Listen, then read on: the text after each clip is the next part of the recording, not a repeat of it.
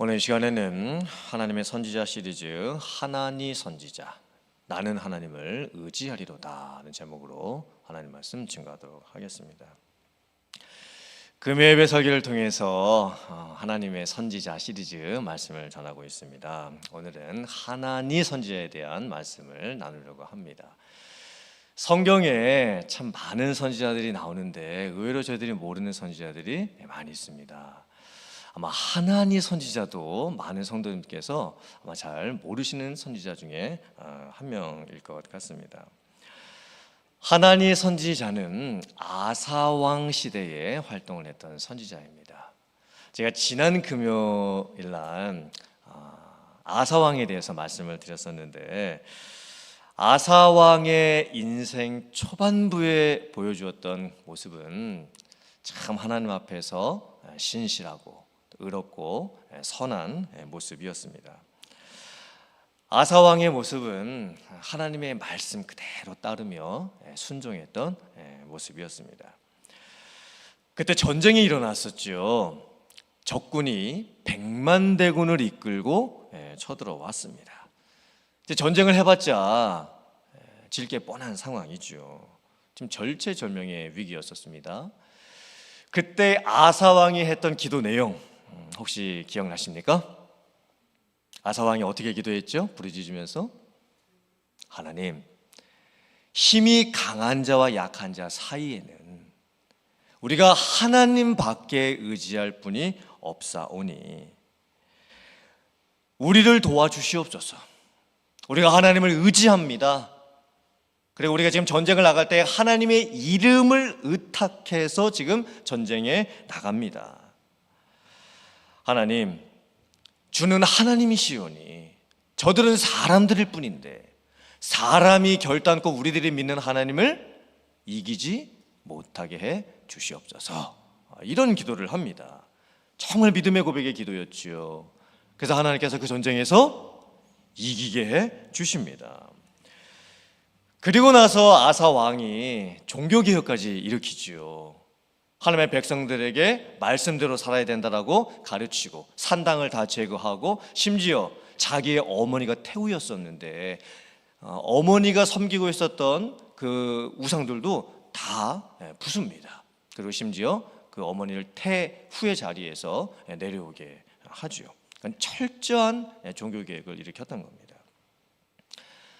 그런데 참 안타깝게도 아사 왕이 인생 말년에 완전히 변해버립니다.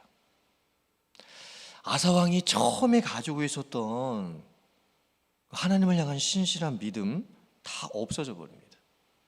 그리고 아사 왕은 무슨 문제가 생기면 하나님께 철저하게 의지하면서 기도부터 했었습니다. 그런데 그런 기도하는 모습도 다 없어져 버립니다. 아사 왕이 인생 초반부에 보여줬던 그 선한 모습, 그 신실한 모습, 하나님 찾았던 모습, 그 모습이 다 사라집니다. 그리고는 이 아사 왕이 이제 어떻게까지 변하게 돼버리냐면 이제 또 전쟁이 일어나게 이제 되었습니다. 이번에는 북이스라엘의 왕이었던 바아사 왕이 이 남유다였던 아사 왕을 이제 공격을 해 옵니다. 평상시 같았으면 아사 왕이 하나님께 기도를 했을 겁니다. 하나님 어떻게 하면 좋겠습니까? 하나님 정말 도와주시옵소서. 우리가 하나님만 의지합니다. 이렇게 기도를 했을 텐데 아사 왕의 모습이 완전히 바뀌어 버렸습니다. 아사 왕이 심지어 어떻게 하냐면 하나님의 성전에 있었던 금과 은을 다 꺼내고 자기 왕궁에 있었던 금과 은까지 다 꺼내가지고 당시 주변 강대국이었던 아람 왕에게 뇌물을 바칩니다. 그러면서 아람 나라에게 무엇을 요구를 하냐면 원래 북이스라엘 나라하고 아람 나라하고 조약을 맺고 동맹 관계였습니다. 근데 남유다 이 왕이었던 이 아사 왕이 이 아람 나라에게 내가 너희들에게 이제 뇌물을 줄 테니까 이 북이스라엘하고 맺었던 조약을 다 깨고 우리랑 새로운 조약을 맺자. 그리고 내가 너희 나라에 하나님의 성전에 있었던 금과 은까지 다 뇌물로 줬으니까 아람 나라 너희들이 이 북이스라엘을 침략을 해라. 그래서 이 북이스라엘이 우리나라를 공격하지 못하게 해 주어라, 이렇게 요구를 합니다. 결국에는 아람 나라가 아사 왕의 뇌물 작전에 넘어가지요. 그래서 아람 나라가 북이스라엘을 공격하게 되고, 그래서 이 북이스라엘의 남유다를 전쟁하지 못하는 그런 상황이 이제 된 겁니다. 아사 왕이 전쟁에서는 이제 이겼죠. 북이스라엘이 남유다를 이제 침공할 수 없게 되었죠. 전쟁에서는 이겼습니다. 하지만 아사 왕은 궁극적으로는 실패한 것과 다름이 없습니다. 왜냐하면 지금 아사 왕이 인간적인 술수를 먼저 쓰고 있는 거예요. 인간적인 방법을 지금 동원을 하고 있습니다. 하나님께 묻지도 않고, 하나님께 구하지도 않고, 하나님을 의지하지도 않고, 지금 정치적인 방법이나 군사적인 방법, 인간적인 방법을 지금 동원을 하는 거예요. 결국에 이제 자기 힘을 의지하고 있는 이 아사 왕의 모습을 보게 됩니다. 시편 33편 16절부터 19절 말씀 화면 보시고 같이 봉독해 보겠습니다. 시작. 많은 군대로 구원 얻은 왕이 없으며 용사가 힘이 세어도 스스로 구원하지 못하는도다. 구원하는 데에 군마는 헛되며 군대가 많다 하여도 능히 구하지 못하는도다. 여호와는 그를 경외하는 자, 곧 그의 인자하심은 바라는 자를 살피사 그들의 영혼을 사망에서 건지시며 그들이 굶주릴 때에 그들을 살리시는도다. 아멘. 이 고백은 다윗 왕의 고백이었습니다. 다윗 왕이 40년 동안 왕으로 통치하면서 수많은 전쟁을 치르면서 깨달은 것이 있었습니다. 그것은 이 전쟁을 하면서 군대가 아무리 많아도, 이 군사들의 숫자가 아무리 많아도, 뭐 칼과 방패, 전쟁 물자가 아무리 많아도, 뭐 전쟁에 대한 뭐 지략이 있다고 해도 그것으로 인해서 전쟁에서 이기는 것이 아니라는 것을 깨달았던 거예요. 하나님을 경외하고 하나님의 인자하심을 바랄 때에 하나님께서 도와주심으로 말미암아 전쟁에서 이긴다라는 것, 그것을 다윗 왕이 깨달았던 겁니다. 하나님께서는 하나님을 의지하는 자를 살리시고, 하나님께서는 하나님을 의지하는 자를 건져주신다는 것, 도와주신다는 것, 그걸 다윗 왕이 철저하게 깨달았다는 거죠. 근데 아사 왕은요, 처음에는 이 다윗 왕과 같이 하나님을 신실하게 잘 믿고 하나님을 의지하다가 그 인생 말년에 그 모습이 다 변해버리고 맙니다. 근데 이런 상황에서 선지자 하나니가 등장을 합니다. 그리고 선지자 하나니가 아사 왕에게 책망을 하기 시작을 합니다. 왕께서는 어찌하여 하나님을 의지하지 않고 아람 왕을 의지했습니까? 만약에 아사 왕이 하나님을 의지했더라면 아사 왕은 북이스라엘도 이기고 아마 아람 나라까지도 이겼을 겁니다. 그런데 아사 왕이 지금 하나님의 성전에 있었던 금은까지도 다 거두어서 아람 왕에게 갖다 바치고 정치적인 술수를 이용해서 전쟁에서 이겼기 때문에 이제 앞으로 이 남유다는 아람 나라 손에서 벗어날 수가 없을 겁니다. 아람 나라가 하라는 대로 아마 따라서 해야 될 겁니다. 왕께서 어찌하여 예전에 그 구스라는 나라하고 전쟁을 했을 때에 그 모습을 다 잊어버리고 말았습니까? 하면서 이제 책망을 하는 거예요. 예전에 적군 100만 군대가 쳐들어왔을 때도 아사 왕은 하나님만을 의지함으로써 그 전쟁에서 이겼습니다. 근데 아사 왕이 지금 그 모습을 다 잃어버린 거예요. 하나님 선지자가 계속해서 아사 왕을 책망하죠. 왕께서 의지하셨던 하나님은 지금 어디에 계십니까? 왕이 그토록 의지하셨던 그 하나님, 그 하나님께서는 그 눈으로 온 땅을 감찰하시는 분이시고 전심으로 하나님을 향하는 자들을 위해서 능력을 베푸시는 그런 하나님이 아니십니까? 그런데 어찌하여 왕께서 그런 하나님을 버리고 의지하지 않고 망령된 일을 행하였습니까? 그 결과 이제 왕의 나라에 앞으로 계속 전쟁이 일어나게 될 것입니다. 이렇게 심한 책망을 합니다.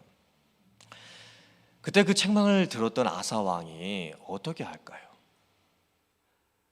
평상시 같았으면 아사 왕의 선지자의 말씀에 순종하고 회개할 것은 회개하고 돌이켰겠죠. 근데 이번에는 달랐습니다.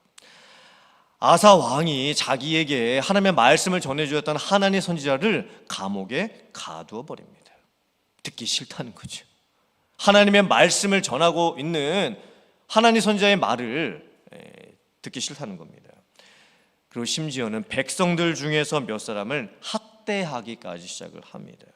즉 아사 왕에게 충언을 했던 백성들을 이제 학대하고 이제 죽이는 그런 일까지 이제 벌이고 만 것입니다. 오늘 이 말씀을 통해서 저와 여러분들이 깨달아야 할 것이 무엇일까요? 이 선지자 하나니의 모습과 이 아사 왕의 모습을 보면서 우리가 무엇을 깨달아야 할까요? 먼저는 이 하나니 선지자의 모습을 볼 때 하나니 선지자는 하나님의 말씀을 있는 그대로 아사 왕에게 전해 주었음에도 불구하고 결국에는 감옥에 갇혀버리고 맙니다. 이 선지자가 당했던 이 모습이 도대체 무슨 의미일까요?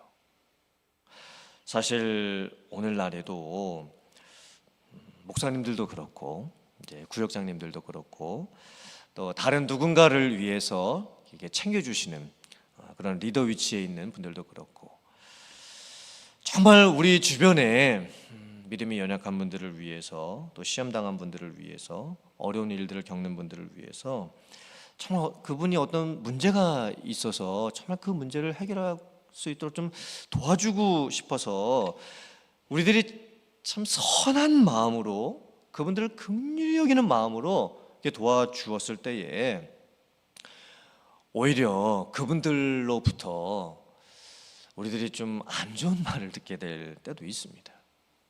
그리고는 도와주었던 우리들 마음속에 이게 참 소용이 없구나. 정말 내가 이렇게 선한 마음과 좋은 마음으로 그분을 위해서 그분을 걱정하고 염려해주는 마음으로 그렇게 기도해주고 또 찾아가주고 같이 밥도 먹고 또 위로의 말씀도 전해주고 그렇게 했는데 그분이 정말 하나도 변하지 않는 그런 모습이 있을 때 저희들도 사람이기 때문에 낙심할 수밖에 없지요. 이 선지자 하나니가 그런 마음이 들지 않았겠습니까? 하나님의 말씀을 듣고 그 말씀을 이 아사 왕에게 전해 주었음에도 불구하고 결국에는 감옥에까지 갇혀버리고 맙니다.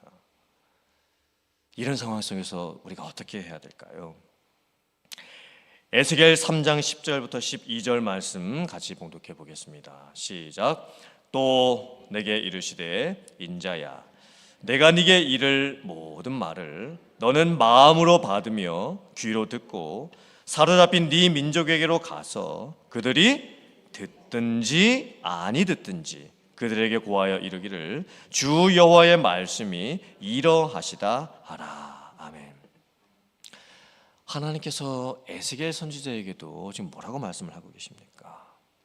사람들이 듣든지 아니 듣든지 너는 나에게서 받은 그 말씀을 전하도록 해라. 그러면서 하나님께서 지금 에스겔 선지자를 한편으로 위로주고 계시는 거예요. 네 자신이 먼저 하나님의 말씀을 듣는 것이 제일 중요하다. 내가 너에게 말씀을 주었을 때 너는 그 말씀을 마음으로도 받고 귀로도 들어라. 그리고 네가 먼저 하나님의 말씀 앞에 온전히 서라. 그리고 그 받은 은혜를 가지고서 다른 사람들에게 가서 그 은혜를 나누어 주어라. 내가 너에게 주었던 그 감동을 가지고 다른 사람들에게 가서 전해 주어라. 그분들이 듣든지 아니 듣든지 너는 나로부터 들은 그 말씀과 은혜를 그들에게 전해 주어라. 그러면서 그 결과는 이제 하나님께서 하나님의 뜻대로 행해 주시겠다고 지금 에스겔 선지자를 위로해 주고 계시는 거예요.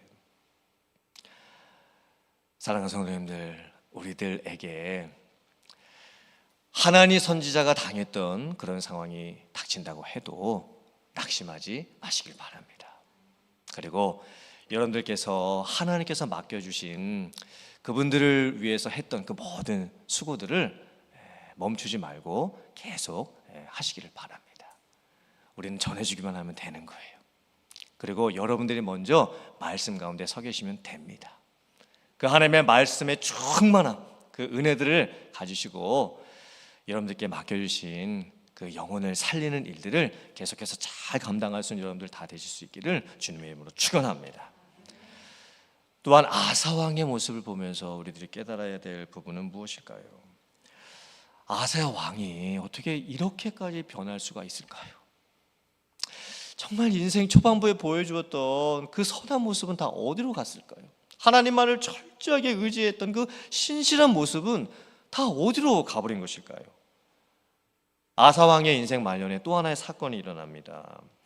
아사 왕이 병이 들었는데 발에 병이 들었습니다. 근데 이게 아주 위중한 그런 병이었습니다.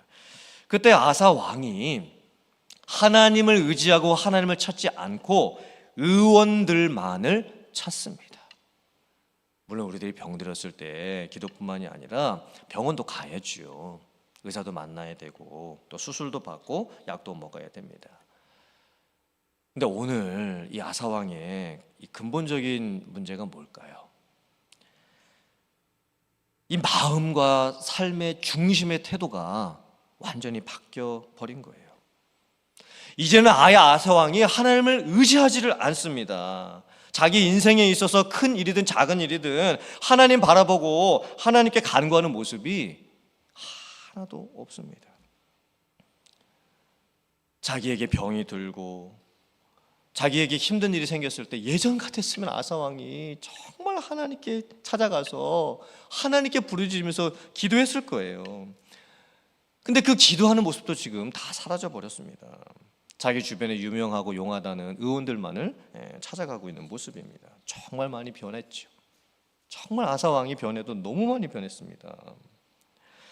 하나님을 의지했던 모습도 없어져 버리고 하나님을 찾았던 간절함도 없어져 버리고 겸손함도 없어져 버리고 오히려 교만만이 남아있는 모습입니다.